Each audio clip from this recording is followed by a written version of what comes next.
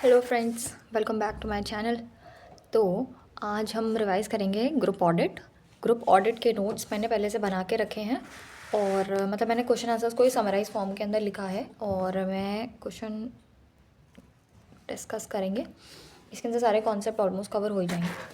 सबसे पहला क्वेश्चन आपके पास ये आता है कि examination to preparation of the consolidated financial statement, मतलब कि हमको कई जगहों पे सीएफएस बनाने से एग्जामिनेशन मिली है। तो वो कौन कौन सी जगह है? ऐसे मोटा ही 3 जगह हैं जहाँ पे हमें एग्जामिनेशन दी गई है।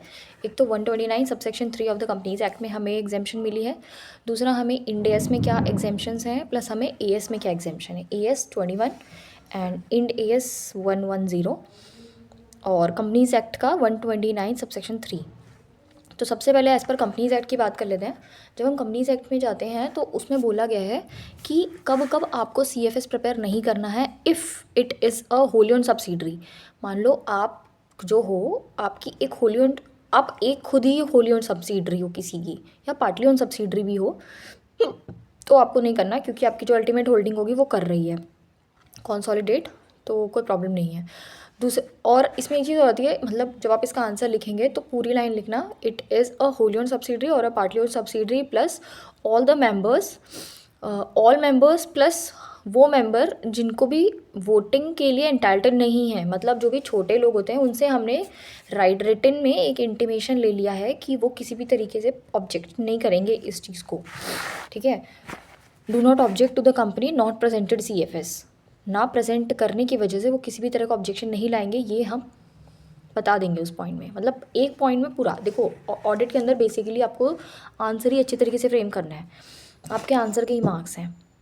मैंने मेरी आरटीआई की कॉपी मंगाई, उसके अंदर एक नंबर सिर्फ इस बात पे कटा है, मैंने लिख दिया है not to be issued at the same time, और आईसीए के सजेस्टेड में आंसर है not to publish together, not to publish together and not to issue at the same time. उस पर मेरे एक नंबर कट गया। तो हमें लैंग्वेज का बहुत ज़्यादा ध्यान रखना है। तो सबसे पहला पॉइंट ये है, it is a wholly owned subsidiary और a partly owned subsidiary plus all the members and the members who are not entitled to vote have been intimated in written and do not object to the company not presenting the CFS. ठीक है, second point ये होता है, it is a company who securities are not listed, मतलब वो ऐसी company है जिसकी सिक्योरिटीज़ लिस्टेड नहीं है and are not in the process of listing, ना वो लिस्टिंग होंगे इन इंडिया और outside India. And third point ये होता है, इट्स अल्टीमेट और intermediate holding is preparing the CFS, उसकी जो अल्टीमेट होल्डिंग है और जो उसकी इंटरमीडिएट होल्डिंग है वो सीएफएस प्रिपेयर कर रही है। ये पॉइंट कंपनीज एक्ट के आ जाते हैं। ठीक है, उसके बाद आते हैं हम AS 21 के अंदर। AS 21 के अंदर दो पॉइंट्स हैं कि कब हमें सीएफएस नहीं बनानी होती। व्हेन जो आपका कंट्रोल है वो टेम्प्रेरी होता है। अगर आपका कंट्रोल टेम्प्रेरी है तो भी आपको नहीं करना है। और साथ में अगर वो जो कंपनी है वो ऑपरेट कर रही है under a long term restriction, make them enable not to transfer fund, मतलब मेरे को ट्रांसफ़र करने से रोक लगी है मेरे ऊपर, तो भी मैं सीएफएस नहीं बनाऊंगी। Operate under a long term restriction, ठीक है, किसी तरह की बहुत लॉन्ग टर्म रेस्ट्रिक्शन है मेरे ऊपर। इंडेस क्या बोलता है इसके अंदर कि जितने भी parent company have to prepare the CFS. सबसे पहले इंडेस ये बोलता है कि आपको प्रिपेयर करनी ही करनी है। कब नहीं करनी है? If it is control is temporary, even if the control is temporary. अच्छा, पॉइंट में फिर से बता दूँ, ये बोल रहा है कि इंड AS 110 के अंदर क्या एग्जेम्पशन है। तो सबसे पहले एक लाइन ये है कि इंड एस के अंदर सीएफएस हमेशा ही प्रिपेयर करनी है whether it is controlling temporary, उसका जो कंट्रोल है वो टेम्प्रेरी है तब भी आपको करनी है। बट इन्वेस्टमेंट एंटिटीज़ जो होती हैं, investment entities need not present CFS if it is required to measure all of it subsidiary as FVTPL. अब जितनी भी इन्वेस्टमेंट एंटिटीज़ होती हैं उनको सीएफएस बनाने की ज़रूरत नहीं है। अब वो इन्वेस्टमेंट एंटिटी की डेफिनेशन में फॉल होनी चाहिए, प्लस वो जो अपनी रिकॉर्ड करते हैं, मेज़र करते हैं all it subsidiaries at fair value, transfer तो P&L FVTPL के थ्रू अपना रूट करते हैं अपनी प्रॉफिट को, तो वो उनको सीएफएस बनाने की ज़रूरत नहीं है ऐसी इन्वेस्टमेंट एंटिटीज़ को। ठीक है, तो हमारा पहला क्वेश्चन यहीं पे ख़त्म होता है। यही बोलता है exemption to prepare the CFS, कब कब एग्जाम्पशन मिलती है। 3 जगहों पे एग्जाम्पशन है, 129 subsection 3 of the companies act में एग्जाम्पशन है, 21 में एग्जाम्पशन है और 110 में एग्जाम्पशन है। मैं एक बार इसको क्विकली रिवाइज करूँगी एंड में। नेक्स्ट क्वेश्चन पे चलते हैं, whether preparation of the CFS is mandatory, क्या सीएफएस बनाना मैंडेटरी है, इसको एलैबोरेट करना है। तो इसके आंसर की फ्रेमिंग कुछ इस तरीके से है कि अकॉर्डिंग टू द सेक्शन 129(3) की बात करो द कंपनीज एक्ट की, तो where a company has one or more subsidiaries including associate company, joint ventures, तो उसको बनाना ही है prepare the CFS of the company and all the subsidiaries in the same form in the same manner. मतलब जब आप इस question को लिखेंगे ना, तो आपको ये लाइन पूरी लिखनी है कि एज पर सेक्शन 129(3) ऐसा बोलता है कि where the company has one or more subsidiaries or associate of the joint venture, तो उसको प्रिपेयर करना है CFS of the companies of all the subsidiaries in the same form and in the same manner. मतलब same form and same manner वाली जो line है, आपको इस पर इम्फेसिस करना है, same form and the same manner. ठीक है, ये आपका पहला पॉइंट हो गया। दूसरा पॉइंट बोल रहा है CFS shall be approve by the board of director before they are sign along with the SFS। मतलब क्वेश्चन तो ये बोल रहा था कि CFS मैंडेटरी है कि नहीं है, लेकिन आंसर इसमें थोड़ा सा अलग है कि पहले बोल दिया कि हाँ इन द सेम मैनर और सेम तरीके से करना है, फिर तो joint associate, subsidiary, joint venture etcetera है तो को बता दिया। सेकंड पॉइंट बोलना है कि CFS shall be approve by the board. CFS हमेशा बोर्ड की अप्रूवल उसमें लेना है before they are sign along with the SFS and also laid before AGM। Laid before AGM होना चाहिए एंड बोर्ड के सामने उसको रखना चाहिए, अप्रूवल होनी चाहिए बोर्ड की, their sign along with SFS। उसके बाद तीसरा पॉइंट ये होता है कि company shall attach with it the financial statements a separate statement containing the sign feature in the form AOC1। ये जो AOC1 होता है ना, company shall attach with its financial statements or separate statement containing the silent feature in AOC1 and CFS done as per provision of Schedule 3 and applicable AS। इस question को ना मैं एक बार देखना चाहूँगी बुक में कि इस क्वेश्चन में क्या किया है। 8.1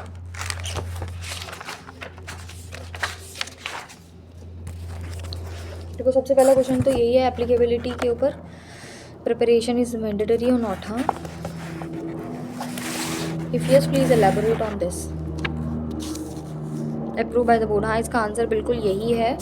प्रिपरेशन ऑफ CFS अगर मैंडेटरी है तो हाँ, तो प्लीज़ एलैबोरेट। ठीक है, सबसे पहले बता दिया कि 129 बोलता है has one or more subsidiary से ज़्यादा हैं तो उसको करनी होती है, मुटे मुटेंडे से अप्लाई होगा, सेम फॉर्म सेम मैनर वाला। सेकंड पैरा में लिखना है कि लेट बिफोर मतलब अप्रूवल ऑफ द बोर्ड चाहिए, sign on behalf of the board होना चाहिए, also laid before the AGM के सामने उसको रखना चाहिए। प्लस एक और पॉइंट इसमें ये लिखना है हमें कि the company shall also attach with the financial statement a statement containing. मतलब जो बोर्ड का स्टेटमेंट होता है ना, बोर्ड ऑफ डायरेक्टर्स भी जो एक सेपरेट स्टेटमेंट देते हैं containing the salient features of the financial statements of it subsidiaries in AOC1। देखो, इसके अंदर इंपॉर्टेंट बात ये हो गई, सेम फॉर्म सेम मैनर वाली बात पहले पॉइंट में लिखनी है। दूसरे पॉइंट में लिखना है कि दूसरा पॉइंट वाला ये था ना कि अप्रूव बाय द बोर्ड से आपको इसकी अप्रूवल लेनी है, प्लस ले बिफोर करना है in the meeting, general meeting के अंदर। और उसके थर्ड पॉइंट में बताना है कि हमें उसके एक ऐसा सेपरेट स्टेटमेंट देना है containing the salient features in the form AOC1। और तीसरा पॉइंट ये होता है कि CFS जो भी आप लोग बनाते हैं एज़ पर एप्लीकेबल AS होना चाहिए, प्लस शेड्यूल 3 के हिसाब से बनना चाहिए। ठीक है, however the requirement relating to the preparation of CFS shall not apply to the companies if it meet the following condition। उसके बाद इसमें पहले तो बोला कि करना होता है तो कैसे, और फिर बोला कि अगर नहीं करना होता तो इफ़ नॉट अप्लाई तो कब नहीं करना। अच्छा, दोनों चीज़ें बता दी इसमें, कब नहीं करना, होली ऑन सब्सिडरी है तो नहीं करना है, इंटरमीडिएट वाले है तो भी नहीं करना है, अगर आपने अपने ऑल द मेंबर्स और the member who are not entitled to vote से अपने परमिशन ले ली है, इंटीमेट रिटर्न कर दिया है, प्रूफ रिटर्न में ले लिया है, plus not in the process of listing an order listed company. And तीसरा पॉइंट ये बोलता है कि लिस्टिंग में नहीं थे आपके अल्टीमेट होल्डिंग कंपनी और इंटरमीडिएट होल्डिंग जो है वो इंटरमीडिएट होल्डिंग कंपनी बना रही है। ठीक है, तो हमारे इस तरीके से 2 क्वेश्चन कंप्लीट होते हैं। सेकंड क्वेश्चन बोलता है कि please elaborate on the situation requirement preparation और CFS में नॉट अप्लाई।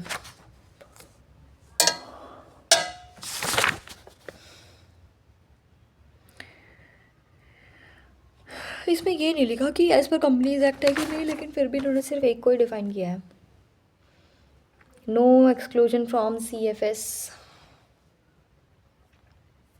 अच्छा, नेक्स्ट क्वेश्चन हमारे पास आ रहा है HE लिमिटेड का। इसमें बोल रहा है HE लिमिटेड एक इन्वेस्टमेंट कंपनी है और इंडेक्स के हिसाब से वो अपनी बुक्स ऑफ अकाउंट्स बनाता है। HE लिमिटेड की जो सब्सिडरीज हैं वो S1, S2 एंड S3 हैं, तो क्या उसको CFS बनाना चाहिए एज़ पर 129(3) और which contain no exclusion from CFS।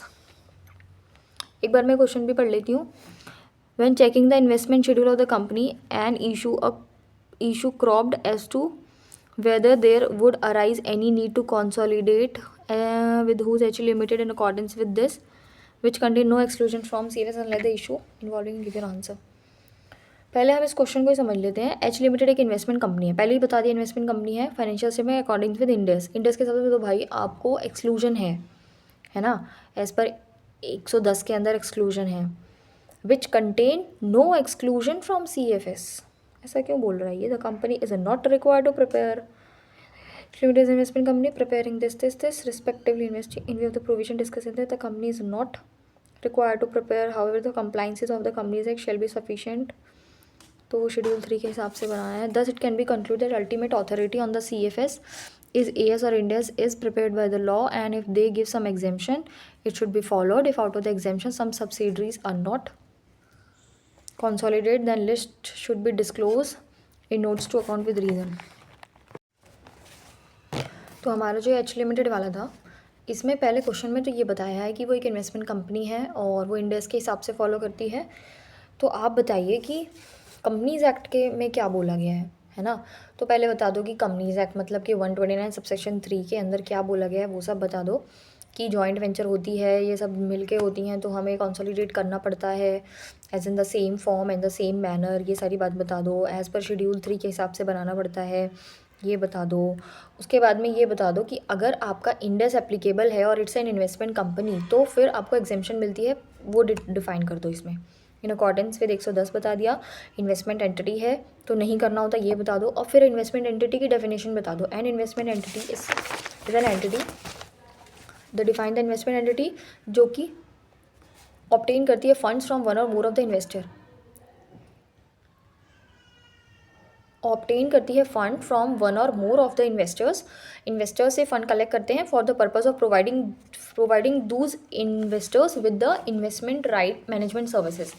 कि इन्वेस्टमेंट मैनेजमेंट सर्विसेज ये होती हैं कि दूसरे का पैसा लेके उसको मैनेज करना, इसकी सर्विस देना, plus commitment to the shareholders to invest their funds, उनके फंड्स को लेना, and solely for the return from the capital appreciation and investment income. जितना भी आपको फ़ायदा हो रहा है, तो हम ये कह रहे थे कि इन्वेस्टमेंट एंटिटीज़ जो होती हैं उसमें आपको डिफाइन करना है कि इन्वेस्टमेंट एंटिटीज़ कौन होती हैं। तो आप ये बताएंगे जो एंटिटीज़ फंड ऑब्टेन करती हैं from one or more of the investors for the purpose of providing Dooj investors और इन्वेस्टमेंट मैनेजमेंट सर्विसेज। हम लोग अपने इन्वेस्टर्स से या फिर वन और मोर इन्वेस्टर, एक या एक से ज़्यादा इन्वेस्टर से हम पैसे लेते हैं for the purpose of providing services, जो कि कही जाती हैं इन्वेस्टमेंट मैनेजमेंट सर्विसेज। दूसरा पॉइंट में ये लिखेंगे कमिटेड होते हैं अपने शेयर होल्डर्स को to invest their funds only in the capital appreciation और इन्वेस्टमेंट इनकम। इन्वेस्टमेंट इनकम निकालने के लिए प्लस कैपिटल एप्रिसिएशन के लिए ही हम उनका पैसा इन्वेस्ट करने वाले हैं, और उनके जो मेज़र करते हैं and evaluate the performance on the fair value basis, वही FVTP है ना, प्रेजेंट वैल्यू पे।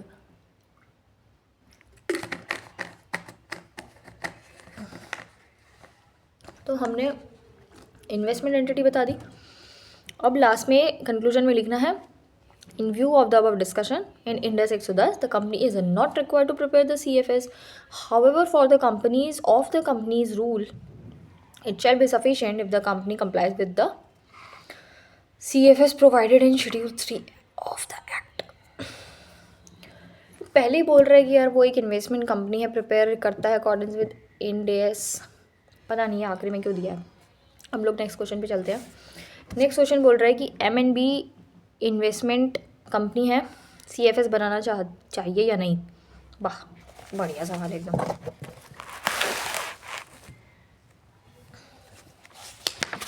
ये M&B कहाँ से लिखा है मैंने क्वेश्चन, चलो तो इसके अंदर भी आपको बस यही लिखना है कि इन्वेस्टमेंट कंपनी को नहीं बनाना पड़ता। 129(3) के हिसाब से देखा जाए तो बनाना होता, इंडेस 110 के हिसाब से देखा जाए नहीं बनाना, क्योंकि एक इन्वेस्टमेंट कंपनी को नहीं बनाना होता। और इन्वेस्टमेंट कंपनी की डेफिनेशन बता दो। And investment company is a company which has taken obtained funds from more than one or more of its investor for the purpose of providing them investment management services, and they committed to their shareholders to invest their funds in the capital appreciation and investment incomes, and evaluate and measure the performance on the fair value basis, and account it on fair value through P&L account. Okay, तो no need to make the CFS, क्योंकि वो पहले ही बोल रहा है कि ये इन्वेस्टमेंट कंपनीज हैं. नेक्स्ट क्वेश्चन ये बोल रही है कि आर लिमिटेड ने एस लिमिटेड में 51% इन्वेस्ट किया हुआ है. जो शेयर हेल्ड कर रखे हैं वो टेम्प्रेरी पीरियड के लिए हेल्ड करे हैं.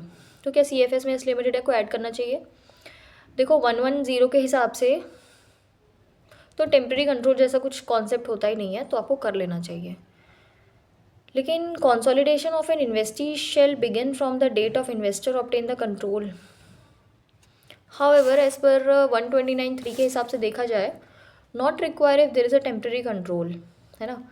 तो इतना ही बहुत है कि कंपनी कंप्लाई कर ले विद शेड्यूल 3 के हिसाब से, and are is required to consolidate in accordance with 110 and not as per Ind AS 21 के हिसाब से नहीं करना चाहिए, 110 के हिसाब से करता है तो कर लेना चाहिए. इतना ही इसके आंसर में बोला है. उसके बाद एक 6 क्वेश्चन आता है. ये क्वेश्चन थोड़ा अच्छा है. ये बोलता है कि ए लिमिटेड कंट्रोल करता है बी पे. क्या वो करता है? क्योंकि उसकी 10% होल्डिंग है and half of the board उसने एक्वायर किया हुआ है. As an stat auditor what you consider? मैंने देखा, मैं स्टैट ऑडिटर मैं खुद हूँ. एक कंपनी है, एक बी कंपनी है, उसका उस पर कंट्रोल है. कैसे कंट्रोल है? हाफ ऑफ द बोर्ड को कंट्रोल करता है, 10% की होल्डिंग है, तो भी कंट्रोल है उसका. तो एज एन ऑडिटर मैं क्या करूँगी? मैं करूँगी 10% कंट्रोल होना प्लस बोर्ड पे कंट्रोल होना constitute a parent and subsidiary. ठीक है, क्योंकि हाफ ऑफ द बोर्ड पे कंट्रोल है ना, तो कंट्रोल है, तो पेरेंट सब्सिडरी का रिलेशनशिप एग्जिस्ट हो गया इनके बीच में. ऑडिटर शुड वेरीफाई कि 10% कंट्रोल के बाद how a company control the board. Auditor को देखना चाहिए कि कंट्रोल तो सिर्फ 10% का है, उसके बाद भी उसको कंट्रोल कैसे कर पा रहा है. ठीक है, अब ये चीज़ें वो कैसे देखेगा? वो देखेगा कि कंपनी में होता क्या है. मिनट्स ऑफ द बोर्ड देखेगा. हर बोर्ड मीटिंग में जो मिनट्स बनाई जाती हैं उसके थ्रू पता करो कि कंपनी में चल क्या रहा है. दूसरी चीज़, शेयर होल्डिंग एग्रीमेंट्स देखो. उन्होंने उसके शेयर होल्डिंग पैटर्न में कुछ तो ऐसा लिखा होगा जिससे कि आपको ये पता चलेगा कि कंट्रोल कैसे आ पा रहा है. जैसे कि इन्होंने बोला हाफ ऑफ द बोर्ड वाली बात. ठीक है. तीसरा, whether any technology and know how. किसी भी तरह की टेक्नोलॉजी और जो नो हाउ है वो ट्रांसफ़र तो नहीं होता इन दोनों के बीच में. मतलब कुछ एक ऐसी चीज़ ट्रांसफ़र हो रही है जो कि बहुत ही ज़्यादा इंपॉर्टेंट है दोनों के लिए, तो भी कंट्रोल दूसरा एग्जिस्ट कर सकता है. ठीक है, तो CFS में ऑडिटर कंसिडर करेगा. अब जब CFS देखेगा ऑडिटर, उसमें देखेगा what are the permanent adjustment and what are the temporary adjustments.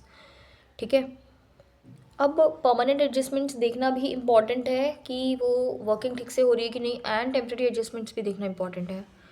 Accounting policies देखेगा वो basically as a stat auditor है तो वो सब कुछ देखेगा ना यार. अकाउंटिंग पॉलिसीज़ देखेगा वो. उसके बाद डिटरमाइन करेगा nature, time and extent of the audit procedures. Consider करेगा 550 रिलेटेड पार्टी ट्रांजेक्शन्स कितने हैं. While forming the opinion, auditor should consider appropriate presentation and disclosure according to schedule 3 and ind AS 110. A limited controls B limited. इस question को मैं पढ़ना चाहूँगी एक बार.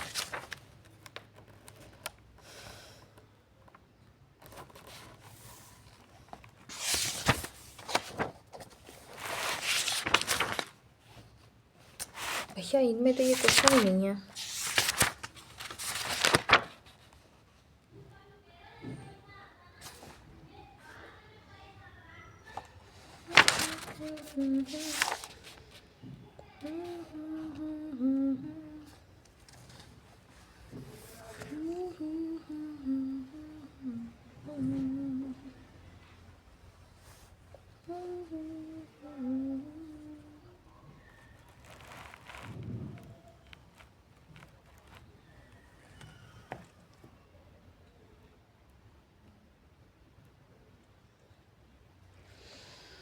ठीक है, मुझे क्वेश्चन मिल गया. क्वेश्चन बोल रहा है A limited hold the ownership of 10% of the voting power and control over the composition of the board.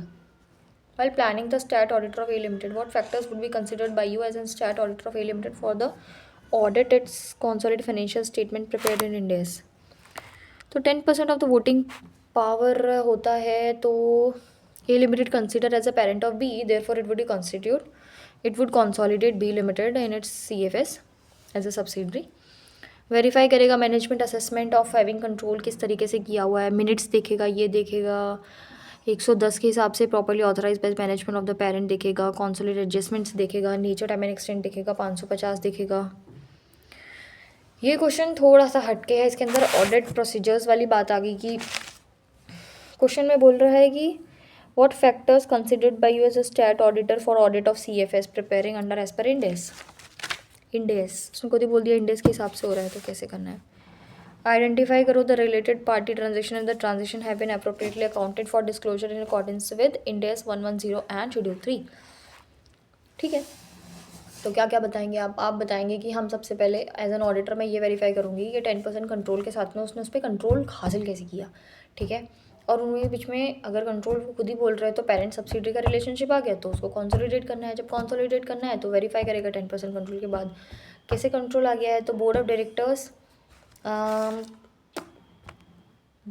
Board पे भी उसका कंपोजिशन में कंट्रोल है तो वो देखेगा minutes of the board check करेगा, का मिनट्स ऑफ द बोर्ड देखेगा, शेयर होल्डिंग देखेगा, कोई टेक्नोलॉजी ट्रांसफ़र तो नहीं होती है। उसके अलावा CFS of the auditor consolidated में permanent adjustments and temporary adjustments देखेगा। उसके बाद उसके अकाउंटिंग पॉलिसीज देखेगा, नेचर टाइम एंड एक्सटेंट देखेगा ऑफ द ऑडिट प्रोसीजर। उसके बाद 550 रिलेटेड पार्टी ट्रांजेक्शन देखेगा। And while forming the opinion, auditor should consider the appropriate presentation and disclosure accordance with the schedule 3 and Ind AS. Proper presentation and disclosure दिखेगा। उसके बाद एक question हमारे पास आ रहा है कि explain the 2 reasons which are considered by MMT and company for exclusion of the component from CFS। 2 reason ऐसे बताइए जिसकी वजह से वो एक्सक्लूड कर दे। पहला बोले कि टेम्प्रेरी कंट्रोल होता है तो भी नहीं लेते हैं, प्लस अगर लॉन्ग टर्म रिस्ट्रिक्शन लगी होती है कंपनी के ऊपर तो बिल्कुल नहीं लेता है। Under companies act 2013 there are also exemption in India 110, that is also exemption, auditors considered it carefully. मतलब इसमें दोनों बातें हैं, अगर एज पर 21 के हिसाब से करता है तो ये दोनों बातें आ जाएंगी, 110 के हिसाब से होता है तो दूसरी बातें आएंगी। अब जो क्वेश्चन आ रहे हैं वो काफ़ी ठीक क्वेश्चन है, इसके पहले वाले सारे प्रैक्टिकल से थे। ठीक है, कि ऐसा तो वैसा, वैसा तो कैसा। अब वाले डायरेक्ट क्वेश्चन है, मतलब प्योर थ्योरी वाले question. Responsibility of holding company of the CFS। मान लो मैं होल्डिंग कंपनी हूँ और जब मैं CFS बना रही हूँ तो मेरी रिस्पॉन्सिबिलिटी क्या है। सबसे पहले मेरी रिस्पॉन्सिबिलिटी होल्डिंग कंपनी में ये होगी आइडेंटिफाई द कंपोनेंट। मैं अपने कंपोनेंट्स को आइडेंटिफाई करूँगी कि मेरे कौन कौन से कंपोनेंट्स हैं। सेकंड पॉइंट मैं देखूँगी accurate information obtain the accurate information. उनसे जो मैं इन्फॉर्मेशन ले रही हूँ वो बिल्कुल एक्यूरेट होनी चाहिए। तीसरा देखूँगी मैं who are my related parties, identify the related parties. मैं अपनी रिलेटेड पार्टीज़ को ढूंढूंगी। तीसरा पॉइंट रिलेटेड पार्टीज़ को मैंने ढूंढ लिया, उसके बाद आइडेंटिफाई करूँगी, मैंने मेरे रिलेटेड पार्टीज़ को देखा, उसके बाद में देखूँगी हु आर रिपोर्टेबल, किन किन को मुझे रिपोर्ट करना बहुत ज़रूरी है। बहुत ज़्यादा होल्डिंग वाले, कम होल्डिंग वाले, कुछ अलग अलग कर लेंगे, कौन रिपोर्टेबल है वो देख लेंगे। ठीक है, तो 4 पॉइंट्स क्या हुए मेरे। सबसे पहले identify the components, obtain the accurate information, my related parties, identify the related parties। चौथा आइडेंटिफाई द रिपोर्टेबल सेगमेंट, मेरे रिपोर्टेबल सेगमेंट्स कौन से हैं वो देख लिए। 5वां point make consolidation adjustment.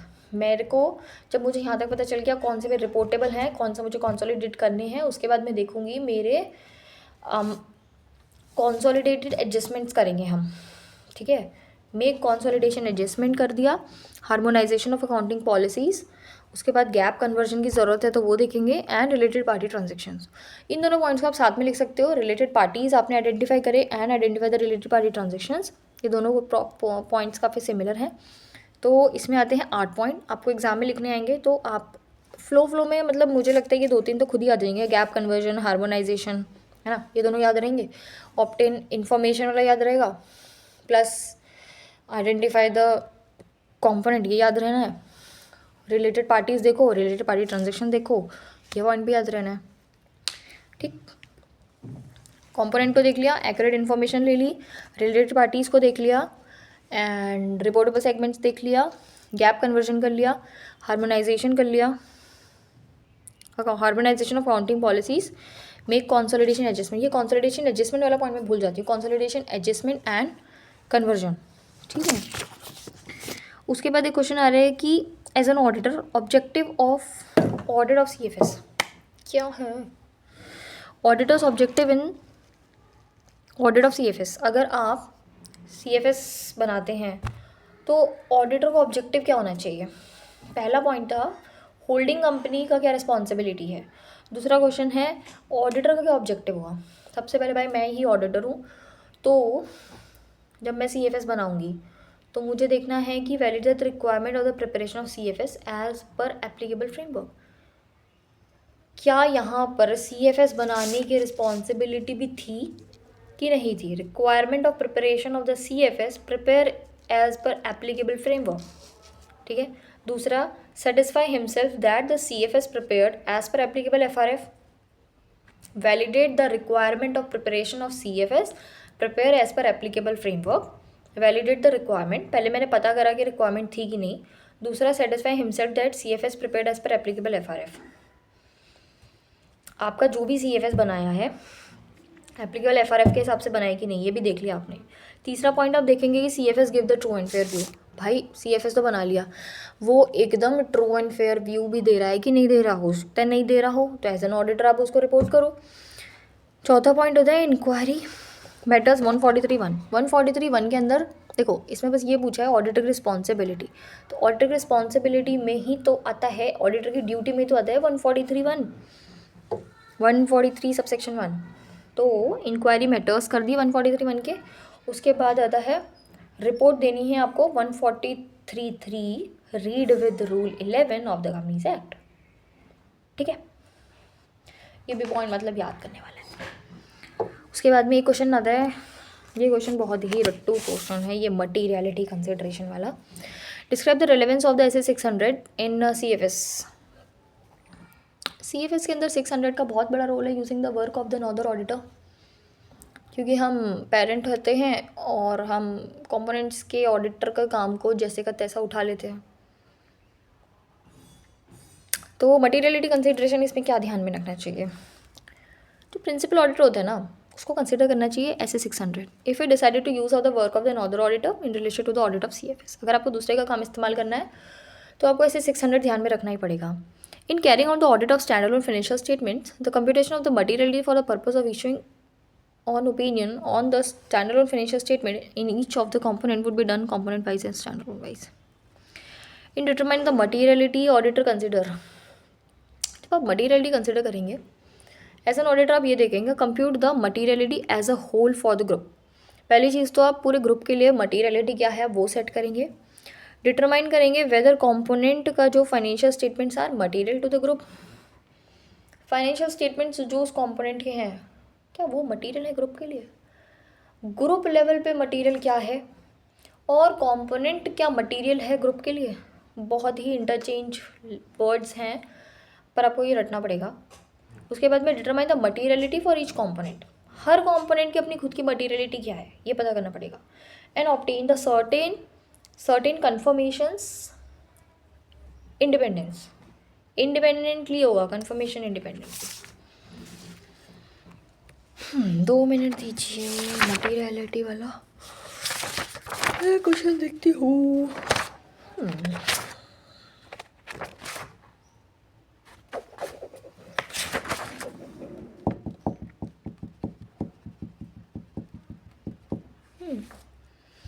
Determine whether the component are material to the group.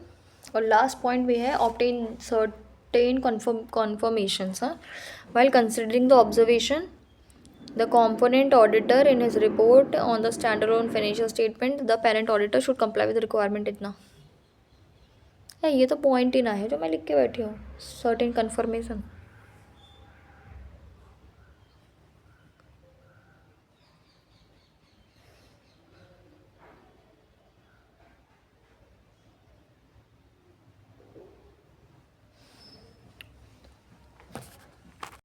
उसके बाद नेक्स्ट क्वेश्चन हमारे पास एक इंपॉर्टेंट क्वेश्चन है, verify the completeness of the information. हम किस तरीके से पता करते हैं कि जो हमारे पास इन्फॉर्मेशन है वो कंप्लीट है।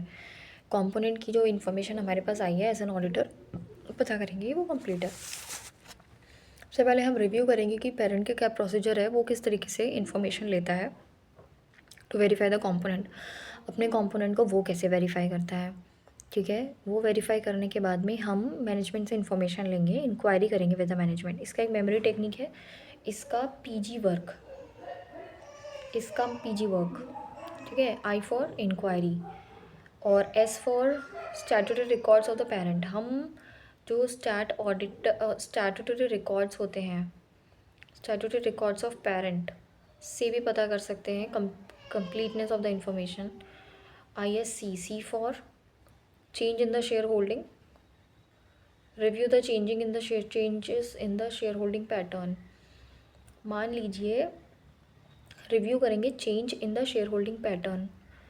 And a for other arrangements, क्योंकि कहीं ना कहीं हम कंप्लीटनेस ऑफ इन्फॉर्मेशन की बात कर रहे हैं, तो उन्होंने जो भी मुझे इन्फॉर्मेशन दी है वो कंप्लीट है भी कि नहीं, इसको जानने के लिए मुझे ये देखना पड़ेगा। स्टैट्यूटरी रिकॉर्ड्स देखने पड़ेंगे। And C for changes in the share holding देखनी पड़ेगी। I for inquiry with the management, S for statutory records, C for changes in the share holding, A for other arrangements तो नहीं है, P for procedure, parent के procedure to review verify the component, J for joint ventures and joint arrangements कितने हैं उनके, and review the investments of the parent as well as component. दोनों के investments देखने इंपॉर्टेंट है, ठीक है। ये क्वेश्चन मतलब आएगा तो इसके पॉइंट्स तो आपको याद ही होगी ना। इसका पीजे याद हो गया है तो वही लिखना है, ISCAPJ I for information from the management या inquiry with the management, S for statutory records of the parent पे ज़्यादा ध्यान देंगे क्योंकि कंप्लीटनेस ऑफ द इंफॉर्मेशन देख रहे हैं, C for change in the share holding pattern, A for other arrangements, P for parent के procedure to verify its component, J for joint arrangements and the joint ventures. उसके बाद एक question हमारे पास आता है कि एक टी लिमिटेड प्रिंसिपल है, उसके 2 बच्चे हैं, बी लिमिटेड और सी लिमिटेड। प्रिंसिपल ऑडिटर ने रिपोर्ट में कंपनी बी की क्वालिफिकेशंस को कंसिडर ही नहीं करा है, तो क्या इग्नोर कर सकता है? तो इसके अंदर सारा मटीरियलिटी कॉन्सेप्ट आपको लिखना है। मटीरियलिटी कॉन्सेप्ट जो हमने अभी पढ़ा था कि SA600 को कंसिडर करना बहुत ज़रूरी है। Principal auditor shall consider the SA600 if it decided to use the work of the other auditor. उसके बाद in carrying out the audit of the standard on financial statement, जब आप कैरी आउट कर रहे हैं, then computation of the materiality for the purpose of issuing an opinion on the standard on financial statement of the each component would be done component wise on the standalone basis. In determine the materiality, auditor shall compute the materiality as a whole of the group, compute the materiality of the materiality of the group, and determine the materiality for the each component. Whether देखो घुमा के लिखो, compute the materiality for the group as a whole, ठीक है। compute the materiality of component, determine whether the component की जो financial statements है are material to the group, वो ग्रुप के लिए मटीरियल है कि नहीं। Determine the materiality for each component, हर कंपोनेंट की अपने आप में क्या मटीरियलिटी है वो देखो। उसके बाद में ये हो जाना है, ठीक है। मटीरियलिटी में 3 पॉइंट आपके बेसिक इंपॉर्टेंट पर 3 पॉइंट रट पाने क्योंकि मैं तो 3 लिख दूंगी। उसके बाद एक क्वेश्चन आता है परमानेंट कंसोलिडेशन एडजस्टमेंट्स क्या होती हैं, हमें लिखना है वो adjustments which are made only on the first occasion और the subsequent when there is a change in the share holding. या तो सबसे पहली बार जब कंसोलिडेट होती हैं तब करते हैं, या फिर when there is a change in the share holding pattern तो करते हैं। कौन कौन सी? गुडविल निकालना, NCI निकालना, कैपिटल रिजर्व निकालना, ये सारे पॉइंट्स परमानेंट एडजस्टमेंट्स में आते हैं। Which current period consolidation adjustment are taken into account. Current period consolidation adjustments कौन से होते हैं? जिस साल CFS आपका बनता है उस साल ये एडजस्टमेंट होते हैं। हर साल मतलब हर साल जब CFS बनाएंगे तो आप ये मतलब करंट एडजस्टमेंट को कंसिडर करते हैं। इसके अंदर कौन कौन से आते हैं? सबसे पहले होता है primary related to the elimination of the intergroup transaction. सबसे पहले तो कंसोलिडेट करते टाइम आपको जितने भी आपके इंट्रा ग्रुप ट्रांजेक्शन्स होते हैं आपको वो एलिमिनेट करने होते हैं। जैसे कि इंट्रा ग्रुप इंटरेस्ट पेड और रिसीव वाले ट्रांजेक्शन हटाने होते हैं, इंट्रा ग्रुप इंडेप्टनेस हटाना होता है, अनरियलाइज्ड प्रॉफिट इंट्रा ग्रुप में प्रॉफिट ट्रांसफ़र होता है, अनरियलाइज हटाना होता है, डेफर टैक्सेस हटाने होते हैं, मतलब मान लो एक में डेफर टैक्स एसेट है, एक में डेफर टैक्स लायबिलिटी, तो उसको नेट करना होता है। Adjustments of the temporary differences adjustment करने होते हैं। सब्सिक्वेंट इवेंट्स भी हमें एडजस्ट करने होते हैं, जो एडजस्टिंग इवेंट्स होते हैं वो, जो नॉन एडजस्टिंग इवेंट होते हैं तो ठीक है। तो which current period consolidation adjustment are to be taken into account, कौन कौन से करंट पीरियड के लेने होते हैं। Primary related to the elimination of the intergroup transactions, interest receive और paid during the year, intra हटाने होते हैं। इंट्रा ग्रुप इंडेप्टनेस हटाना होता है, इंटरेस्ट रिसीव्ड इंटरेस्ट पेड हटाना होता है, इंडेप्टनेस हटाना होता है, अनरियलाइज इंट्रा ग्रुप प्रॉफिट्स हटाना होता है, plus defer tax asset defer tax liabilities हटाना होता है। And significant adjustments event subsequent events adjusting non adjusting देखना होता है। एडजस्टमेंट ऑफ टेम्परेरी डिफरेंसेस हटाना होता है। उसके बाद हमारे पास एक क्वेश्चन आता है कि ABC लिमिटेड है, TTT लिमिटेड में 63% का उसने होल्डिंग कर रखी है एंड BBB लिमिटेड में 51 है। नोट्स ऑफ CFS का हिस्सा किसको और किसको नहीं बनाना होता। नोट्स टू अकाउंट्स, नोट्स मतलब डिस्क्लोजर के पार्ट में किसको बनाना है किसको नहीं बनाना। तो ऐसी लिस्ट 1/10 में नहीं दी है, बट सर्कुलर इशू हुआ था जो ये बोलता है कि ये disclosure should be given which are relevant to CFS। जो भी डिस्क्लोजर्स वो दो जो रेलिवेंट होते हैं CFS के लिए, these need not to be discussed, need not to be included. कौन कौन से डिस्क्लोजर्स नहीं देने, these need not be included. ऐसा डिस्क्लोजर कि हम micro small and medium enterprises हैं, इसका डिस्क्लोजर नहीं देना। Source from which the bonus share issue, हमने बोनस इशू कहाँ से कर रहे हैं उसका सोर्स नहीं बताना। Disclosure of the unutilise monies out of the issue, हमने जितना भी इशू किया था उसमें से जो अनयूटिलाइज मनी बचा है उसका सोर्स नहीं बताना। And the statement of investment नहीं बताना। Earnings in the foreign exchange नहीं बताना। Value of imported raw material नहीं बताना। And import calculation on CIF नहीं बताना। किस किस चीज़ के डिस्क्लोजर हमें नहीं देने। सबसे पहले हमें ये नहीं बताना कि हम disclosure of the micro small medium enterprises हैं। Source from which the bonus share issue, bonus issue हमने कहाँ से किया उसका सोर्स नहीं बताना। एंड स्टेटमेंट ऑफ इन्वेस्टमेंट्स हमने कहाँ कर रखे हैं ये नहीं बताना। Earnings in the foreign exchange नहीं बताना। रॉ मटेरियल हमने जो इंपोर्ट किया है वो नहीं बताना। एंड CIF को कैलकुलेशन नहीं बताना। बस ये ख़त्म ही होने वाला है। उसके बाद में अब ये बोल रहा है रिटन रिप्रेजेंटेशन किस बात का लेना होता है मैनेजमेंट से हमें रिटन रिप्रेजेंटेशन लेना होता है। तो किस बात का लें। सबसे पहली चीज़ होती है कंप्लीटनेस ऑफ द कंपोनेंट, हमारा कंपोनेंट कंप्लीट है इस बात का रिटन रिप्रेजेंटेशन ले लो। Identification of the reportable segment का रिटन रिप्रेजेंटेशन ले लो। एंड रिलेटेड पार्टीज़ का रिटन रिप्रेजेंटेशन ले लो। And appropriateness and the completeness of the permanent and current year adjustments. Appropriateness CIRA RICA। completeness identification of reportable segment related parties and appropriateness and completeness appropriateness identification of reportable segments and related parties।